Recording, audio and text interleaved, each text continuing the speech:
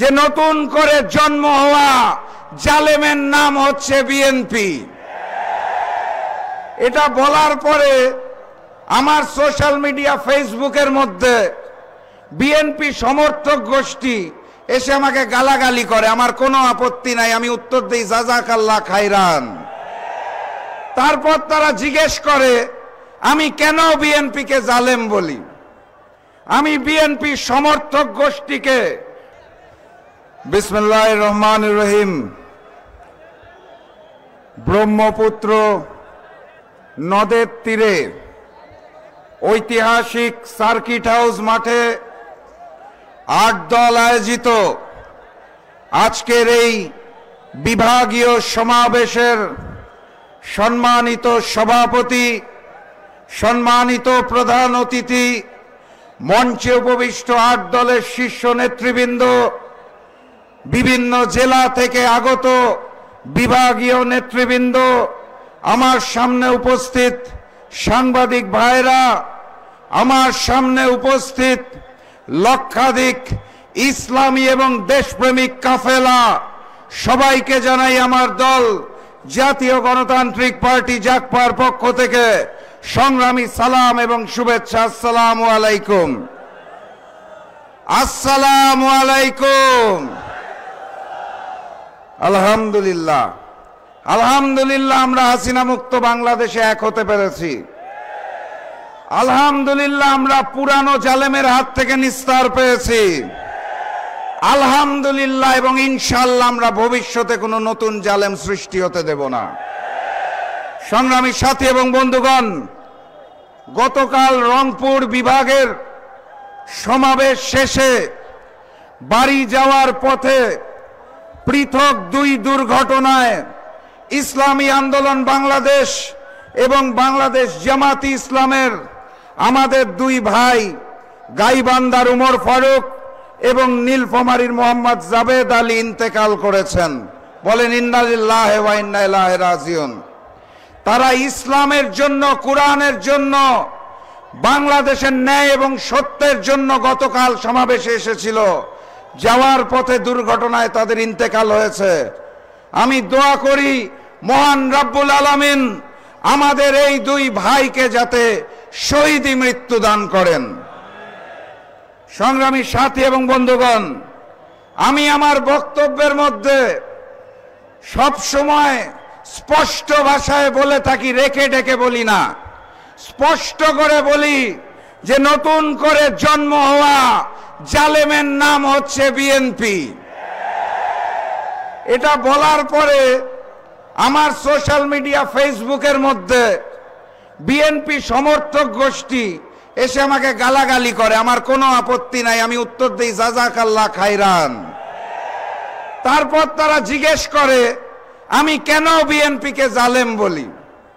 আমি বিএনপি সমর্থক গোষ্ঠীকে বলতে চাই, এই প্রশ্নটা আমাকে না করে আপনারা আপনাদের কেন্দ্রীয় কার্যালয় ঢাকার পল্টন অফিসের নেতাদের জিজ্ঞেস করেন।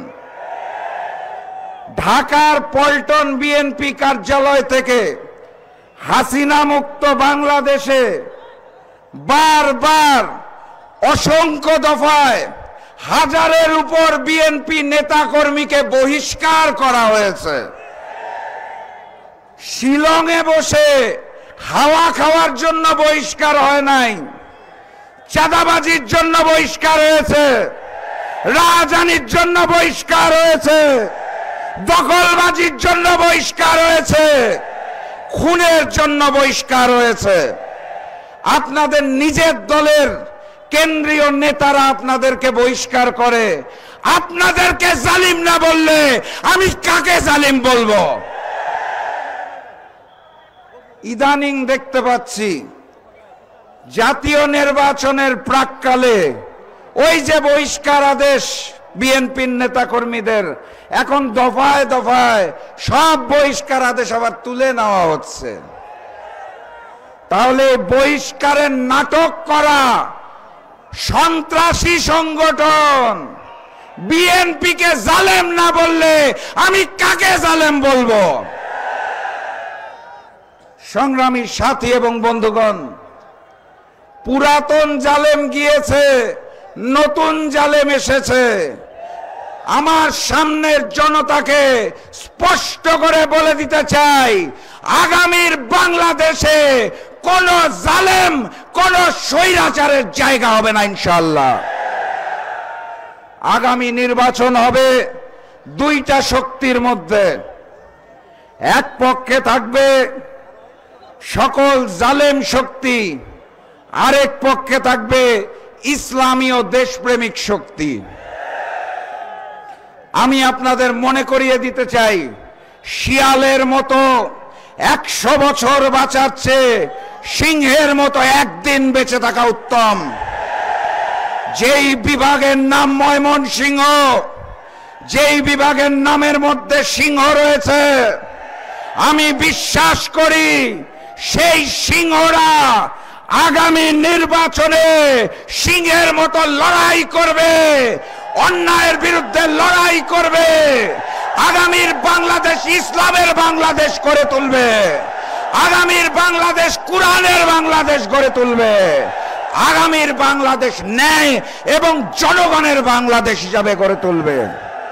ময়মনসিংহের সিংহ বাহিনীকে বলে যেতে চাই, গণভোটে হাকে জয়যুক্ত করতে হবে এবং 8 দলের যেই প্রার্থী আসবে, যেই প্রতীক নিয়ে আসবে তাকে জয়যুক্ত করতে হবে। অতএব গণভোটে হা বলো, 8 দলের প্রতীকে সিল মারো। গণভোটে হা বলো, 8 দলের প্রতীকে সিল মারো। আজ বিদায় নেব, বিদায়ের আগে সবাইকে মিলে সিংহের একটা গর্জন দিব, যেই গর্জন হিন্দুস্তানে পৌঁছাবে, যেই গর্জন পুরানো জালিম আওয়ামী লীগ শুনবে, নতুন জালিম বিএনপি শুনবে। ময়মনসিংহের সিংহ বাহিনী গর্জনের জন্য প্রস্তুত হন। নারায়ে তাকবীর, নারায়ে তাকবীর, নারায়ে তাকবীর। এই সিংহের গর্জন বিজয় পর্যন্ত ধারণ করতে হবে। বিজয়ের পথে যাত্রা শুরু, জীবন অথবা মৃত্যু। আসসালামু আলাইকুম।